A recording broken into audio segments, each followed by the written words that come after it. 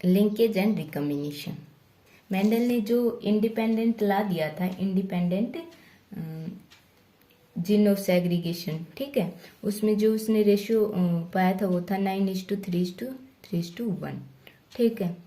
और उसके अनुसार क्या था कि जो जीन होते हैं वो गैमेट फॉर्मेशन के दौरान सेग्रीगेट होते हैं, और वो जो सेग्रीगेशन होता है वो एक दूसरे पर डिपेंड नहीं करता, ठीक है, वो इंडिपेंडेंटली सेग्रीगेट होते हैं। बट लेटर उन्होंने कुछ some scientist found some abnormalities, ठीक है। उसके बाद हमारा ये लिंकेज एंड रिकम्बिनेशन का कंसेप्ट आया। फर्स्ट ऑफ ऑल जो साइंटिस्ट आया था वो शूटन था और 1903, और इसने क्या कहा था कि जो क्रोमोजोम होता है वो एक ऑर्गेनिज्म से नेक्स्ट जनरेशन में, one generation to next generation as a unit inherit होता है, ठीक है।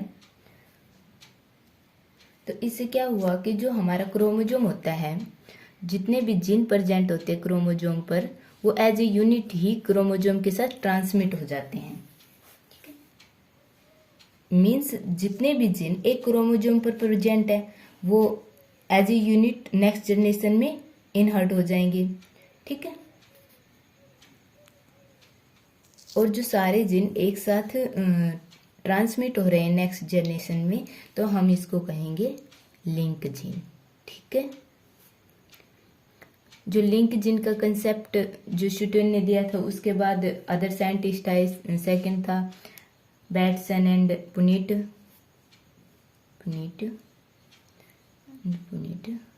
1905 में, एंड उसके बाद आया T H. Morgan, Thomas Hunt Morgan in 1911, okay, जिन्होंने लिंकेज के कंसेप्ट को वेरीफाई किया, ठीक है। सबसे पहले लिंकेज की डेफिनेशन क्या होती है? Definition of linkage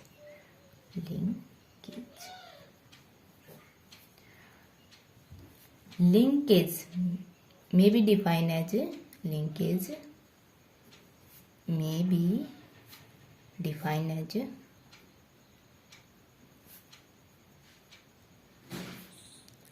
as the tendency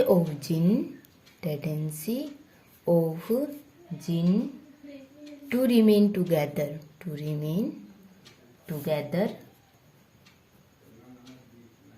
during the process of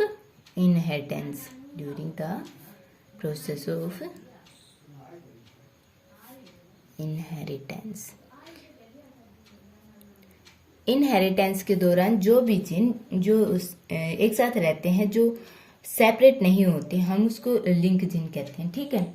जो कुछ थ्योरी थी लिंकेज की, और सबसे पहले थी स्टून्स का हाइपोथेसिस ऑफ लिंकेज, स्टून ने क्या हाइपोथेसाइज किया कि जो हेरिडिटरी की यूनिट है क्रोमोजोम, वो ए नंबर ऑफ जीन कंटेन करते हैं, ठीक है। मीन्स क्रोमोजोम का नंबर कम है और जो जीन है उनका नंबर ज्यादा है, ठीक है। Means A number of gene is located on single chromosome है, ठीक है। और जो क्रोमोजोम के ट्रांसमिशन के साथ ही ये जो ग्रुप ऑफ जीन है वो भी ट्रांसमिट हो जाते हैं। Means group of gene is equal to number of chromosome, ठीक है। बट जो शूटन ने हाइपोथेसाइज किया था, उसका कोई एक्सपेरिमेंट नहीं किया, कोई जेनेटिक एक्सपेरिमेंट नहीं किया। तो हमारे पास सेकंड जो हाइपोथेसिस आता है वो आता है कपलिंग एंड रिपल्सन हाइपोथेसिस, ठीक है। कपलिंग एंड रिपल्सन हाइपोथेसिस,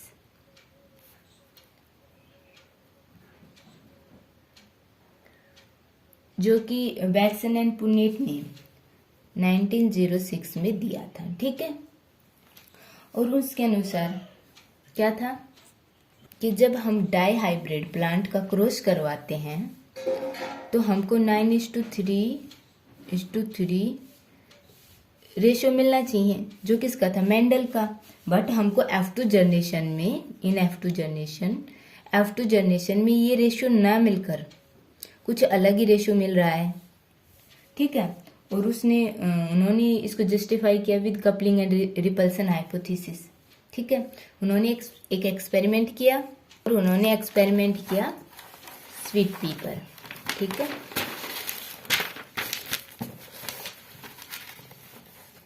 उन्होंने क्या लिया, जो स्वीट पी है उसकी दो फॉर्म ली। एक तो लिया ब्लू फ्लोवर,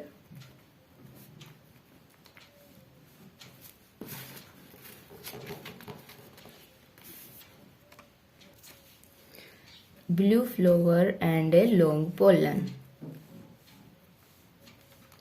जो कि डोमिनेंट फॉर्म थी, और उसको रिप्रेजेंट किया BBLL से, और उसका क्रॉस करवाया रेड फ्लोवर और राउंड पोलन से, जो क्या था रिसेसिव ट्रेड, और उसको स्मॉल b और स्मॉल l से रिप्रेजेंट। जो हमारे पास यहाँ पर गैमेट बनी वो हो गई BL और यहाँ पर हो गई BL, ठीक है। जो F1 जनरेशन बनेगी वो आएगी BBL and L, means blue flower and long pollen, blue flower and long pollen. अब इसका टेस्ट क्रॉस करवाया विद रिसेसिव पेरेंट से। जो F1 हाइब्रिड हमको ऑब्टेन हुआ उसका टेस्ट क्रॉस करवाया F1 रिसेसिव पेरेंट से, मीन्स पेरेंट्स रिसेसिव पेरेंट से उसका टेस्ट क्रॉस करवाया red flower and round pollen से। तो जो हमको रेशियो ऑब्टेन हुआ, सिंपल टेस्ट क्रॉस में हमको रेशियो ऑब्टेन होना था 1:1:1, बट हमको जो रेशियो ऑब्टेन हुआ वो हुआ 7:1:7, ठीक है। हमको ये रेशियो ऑब्टेन हुआ, मीन्स 7 तो आए blue flower and long pollen और 7 आए red flower and round pollen, और एक आया blue flower and round pollen और एक आया red flower and long pollen, ठीक है। इससे क्या रिजल्ट निकला कि जो हमारे जो जीन है, जो डोमिनेंट जीन है और रिसेसिव जीन है, वो सेपरेट नहीं हो रही, ठीक है। और इस फिनोमेना को क्या कहा, जेनेटिक कपलिंग, ठीक है। अब दूसरा फिनोमेना आया जेनेटिक रिपल्सन। उसके अकॉर्डिंग क्या कहा कि जो इसके लिए हमने दूसरा एक्सपेरिमेंट किया और उसमें क्या लिया, ब्लू फ्लोवर स्वीट पी पर यह एक्सपेरिमेंट किया और उसमें हमने लिया blue flower and round pollen और red flower and long pollen, ठीक है। Blue flower capital B and round pollen small l, ठीक है। Red flower small b and long pollen capital L, ठीक है। गैमेट हमारी BL एंड BL, ठीक है। और जो F1 हाइब्रिड फॉर्म होगा वो होगा blue flower and long pollen, ठीक है। और अब इसका हम टेस्ट क्रॉस करवाते हैं, किससे, रिसेसिव पेरेंट से red flower and round pollen से। तो जो हमको टेस्ट क्रॉस में जो रेशियो ऑब्टेन हुआ वो हुआ 1:7:7:1, ठीक है। मीन्स 7 तो मीन्स एक तो हमको ऑब्टेन हुआ blue flower and long pollen, blue flower and long pollen, और सेकंड वन ऑब्टेन हुआ वो हुआ red flower and round pollen, red flower and round pollen. और जो दो ऑब्टेन हुए जो लार्ज इन अमाउंट थे वो थे blue flower and round pollen और red flower and long pollen. ठीक है, इस एक्सपेरिमेंट से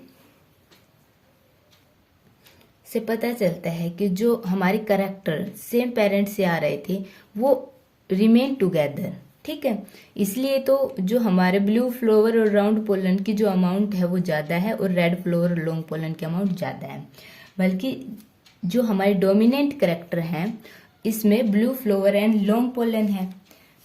ठीक है, फिर भी हमारे जो रेशो आया है वो blue flower round pollen and red flower long pollen का ज़्यादा आया है। ठीक है, ये हो गया हमारा जेनेटिक रिपल्सन। ठीक है, नेक्स्ट आता है हमारा मॉर्गन हाइपोथेसिस। ठीक है,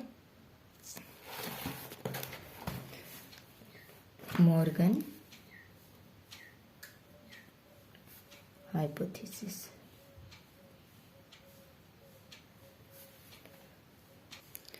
मॉर्गन ने जो लिंकेज की थ्योरी दी। ठीक है, और उसको नोबेल प्राइज मिला 1933 में। ठीक है, इसने जो वर्क किया वो ड्रोसोफिला पर किया, ड्रोसोफिला।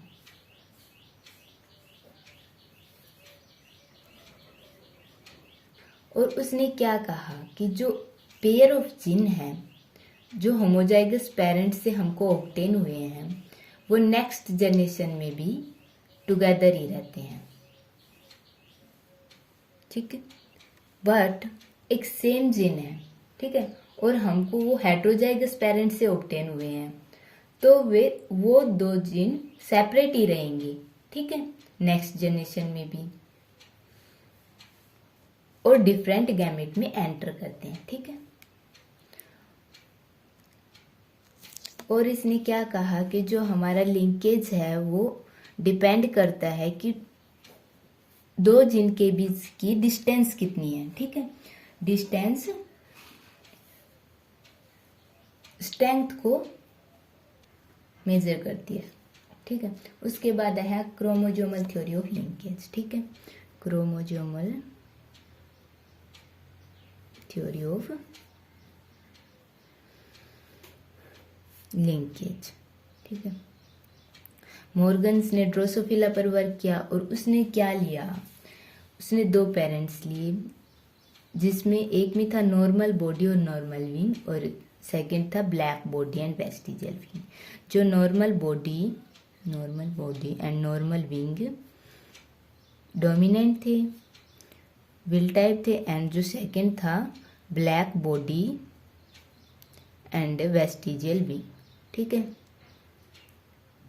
जो रिसेसिव थे, और normal body and normal wing, black body and vestigial wing.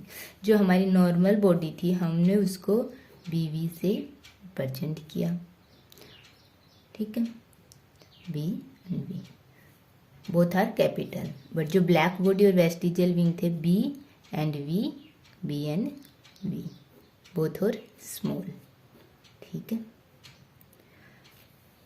इनसे गैमेट बनेगा बी एंड वी सेम, और इससे बनेगा बी एंड वी। जो F1 में हमको इंडिविजुअल ऑब्टेन होगा वो होगा normal body and normal wing, B and V. ठीक है, ये स्मॉल है। Normal body and normal wing का हमें इंडिविजुअल ऑब्टेन हुआ, normal body and normal wing. अब हमने इसका टेस्ट क्रॉस करवाया black body and vestigial wing से। यहां से हमको गैमेट मिला वो बी एंड वी ओनली। ठीक है, और यहां से जो हमको गैमेट मिलेंगे वो मिलेंगे बीवी। ठीक है, एक सेकंड मिला हमको बीवी स्मॉल बी, और जो हमको थर्ड मिला वो मिला बी एंड स्मॉल वी, और फोर्थ मिले वो small V and capital V. ये क्या थे? नॉर्मल पेरेंट्स के गैमेट, ठीक है। और ये क्या है? रिकम्बिनेंट फॉर्म, ठीक। ये नॉन क्रॉसओवर और ये क्रॉसओवर, ये non crossover, non crossover, crossover and the crossover, crossover. जो हमको इंडिविजुअल मिलेंगे F2 जनरेशन में वो होंगे B V and B V, normal body and normal wing, ठीक है। जो सेकंड मिलेगा वो black body and vestigial wing, ठीक है। और जो थर्ड मिलेगा वो हमको मिलेगा V and V, B and V, means normal body and vestigial wing, ठीक है। क्योंकि यहाँ पर जो विंग का करेक्टर था दोनों ही रिसेसिव कंडीशन में प्रेजेंट है। और नेक्स्ट में मिलेगा हमको B and V, B and V, means black body and normal wing, ठीक है। यहाँ पर जो विंग का करेक्टर है डोमिनेंट फॉर्म में प्रेजेंट है, ठीक है। तो हमको जो इंडिविजुअल मिले ये पेरेंटल टाइप हो गई और ये हो गए recombinant type, recombinant, recombinant type, ठीक है। जो इनका रेशियो है ये बहुत ज्यादा है, जो पेरेंटल टाइप का रेशियो है वो बहुत ज्यादा है as compared to recombinant type, ठीक। नेक्स्ट आता है कि जो हमारा टीएच मॉर्गन था उसने 2 टाइप के जीन अरेंजमेंट को एक्सप्लेन किया। एक था सिज अरेंजमेंट ऑफ जीन और एक था trans arrangement of gene. According to cis arrangement of gene, cis arrangement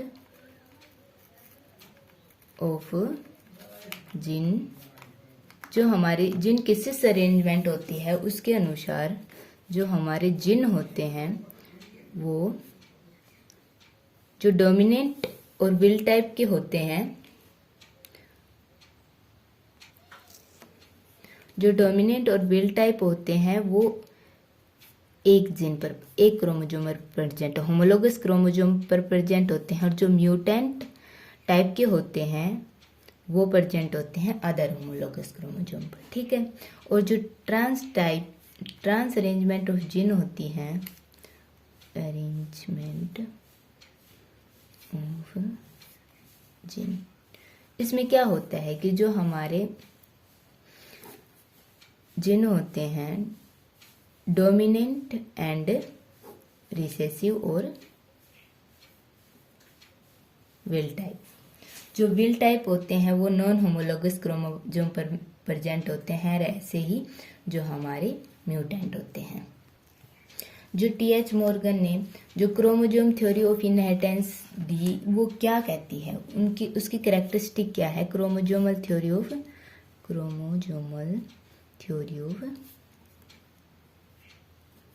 inheritance.